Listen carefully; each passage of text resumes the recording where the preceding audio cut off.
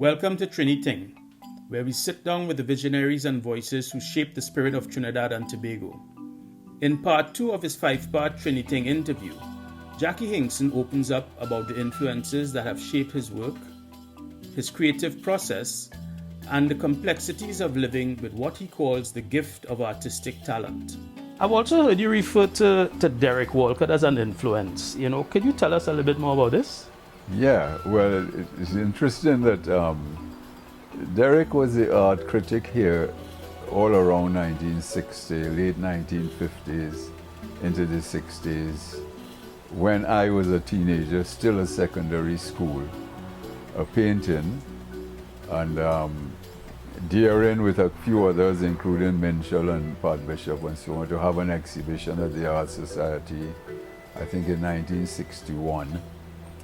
And that is where I got to know Derek. And that started a friendship that has lasted, well, until his death. And one thing is that, two things about Derek.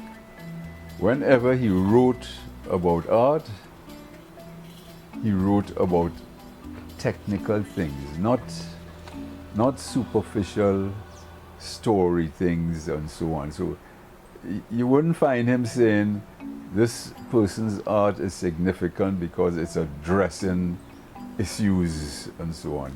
You'd find him talking about the quality of drawing in this person's work, their ability to compose, whether they're capturing light or not.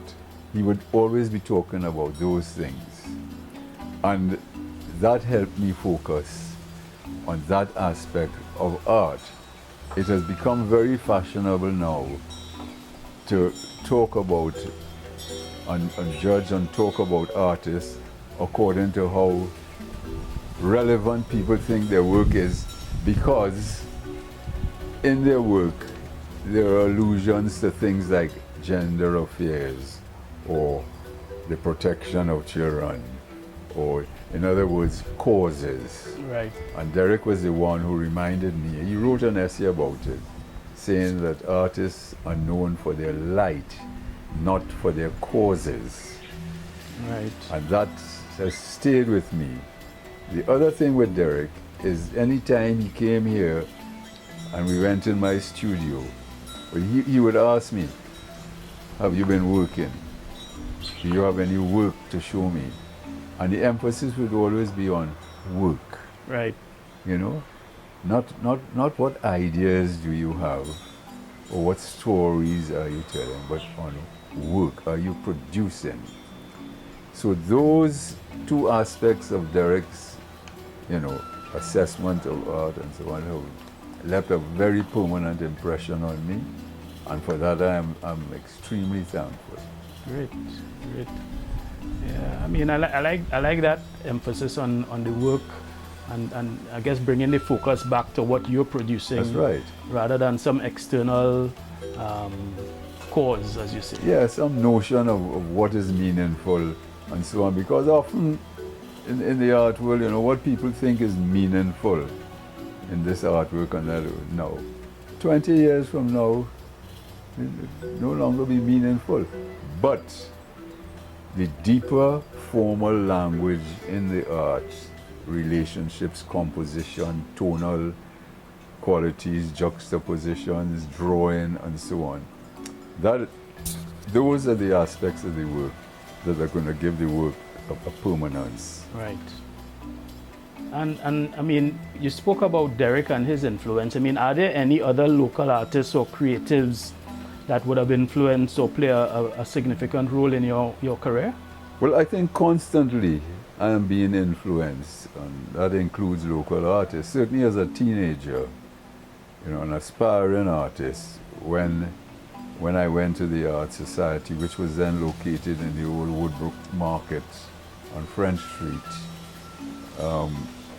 and I saw the works of the fellas at the time, the Changs, the Atex, the Aladdins, the Stallmeyers, the Holders, and you saw those people's work.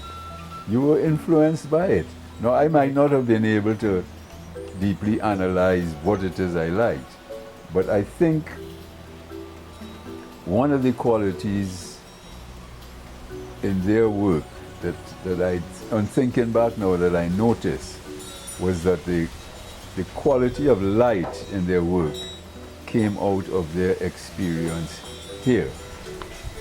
Right. So the greens or the oranges or the blues that Chang and Atek and Aladdin and that they used in their work came out of the light that surrounds us. And I have stuck, to this day, the light in my work, I think, is inspired by what is in my physical environment. Right. So an interview 50 years from now, somebody will be saying the light that they saw in the Hinksons influenced them. Right. Maybe. Right. Let's talk a little bit about your creative processes and some of the challenges. Have you ever abandoned a painting or piece of work because you felt it wasn't saying what you intended? No. In a way, I do not know, before I start a work, I do not know precisely what I intend to say. I mean, this art process work is such a complex and vague thing. I don't have a very precise idea of what I'm trying to express emotionally in a work and so on. So I have to play it by ear and feel my way through it. Okay. And hope. But if I abandon a work halfway through or 3/4 way through, it is because technically I have lost control of it. Right. The drawing has gone bad. The colors have got muddy. I have overworked it. I've put too much detail, all that kind of thing. Not because of what I was trying to say isn't coming out, because I am not 100% sure what it is I'm trying to say. Right. But in the same vein, has there ever been a work that you were working on it for a while and then you stopped and then you came back to it sometime afterwards because you just felt you had to go back to it? Yeah, it happens all the time, but it only happens in certain mediums. For example, I may do an oil painting and I think, well, it's complete, and then a year later, weeks later, a month later, I look at it and I say, I can improve this, I can go and work on it again. If, however, it's a watercolor, I can't, because watercolor only allows so much overlaying before it gets murky or muddy and so on. So it depends on the medium to a large degree. So you've had a pretty long career in art, Has there ever been a time where you felt like you lost the connection to art? And how did you find your way back, if you did? No, that has never happened to me. I've never felt that I've lost the connection. I may feel that I'm just not doing this work good enough. Right. Or this series of works here is simply not good enough. But I don't ever lose, the urge, the drive to continue or to pursue and so on. Never. That has never happened to me. I've never had that kind of, drop in desire or so. Just disappointment. But okay. And you've been a full-time artist for a while. And what do you think is the biggest misconception people have about being a full-time artist? Well, one thing that people often tell me, they say, well, you are real lucky, you enjoy what you're doing, you get to do what you enjoy doing. And I always have to remind them, I said, I don't really enjoy doing this, because it's hard work. Right. When I am in the middle of a painting, my focus is on how to get this right, how to judge this thing. I'm not saying, boy, this is fun. I'm really enjoying this.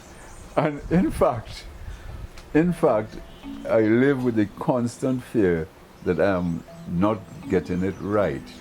I can do it better.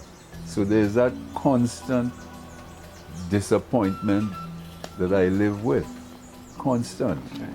And that isn't fun. But at the end of the piece, I hope that there's also some sense of satisfaction. There often is.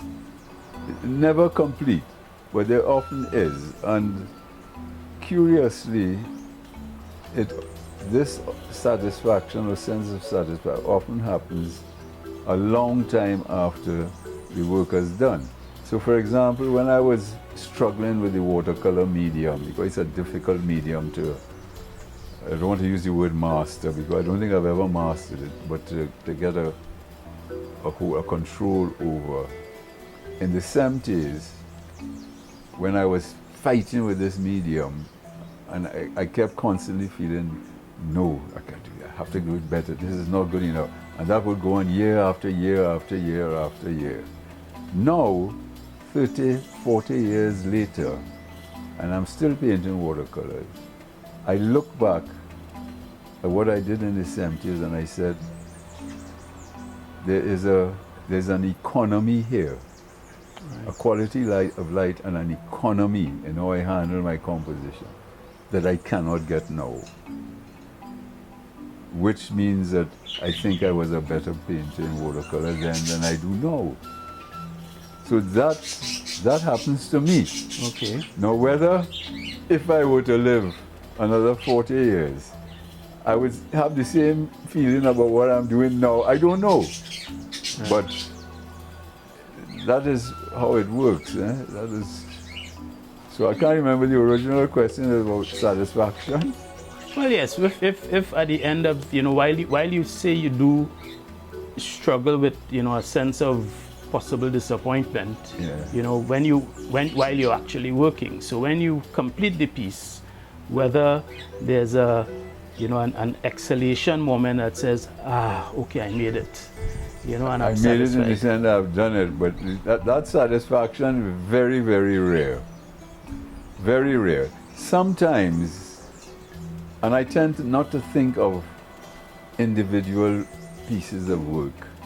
I might, let's say, to come back to watercolor, let's say I go Miaro for a month, and I paint every day. I look back at the work, and I would tend to assess the work as a body of work, not this pieces. One versus that one. I would do that too, but that is not what it is. Have I captured something in this body of work here? That is how I would tend to think. Okay. But to stick with the question slightly, it came back to, I think Derek Walker told me once, he said, when an artist begins a work, he knows he's going to fail. That ties in with the question you're asking me. Okay. And I think what he meant, I didn't question him because you're a difficult man and his words are very deep and, I think what he meant is an artist, through his experiences in life, what happens to him, what he sees in the world, in his society, in his environment, tends to form a vision of the world, of his society, of the human condition. And